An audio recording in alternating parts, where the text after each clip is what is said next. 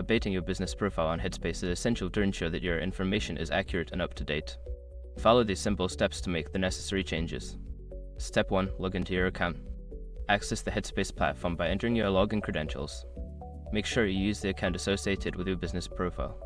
Step 2. Navigate to your profile. Once logged in, locate the Profile or Account Settings section. This is usually found in the top right corner of the dashboard. Step 3. Select Edit Profile. In your profile settings, look for an option that says Edit Profile or Manage Profile.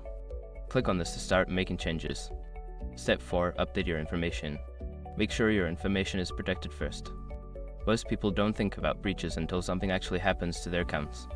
Use SROC to monitor your accounts 24/7 and instantly alert you if your information appears in leaked databases online. It constantly checks billions of breached data points in the background. And considering how much personal information people keep online now, it's honestly worth having. Link in the description. Step 5. Save changes. After updating your profile, look for a Save or Update button at the bottom of the page.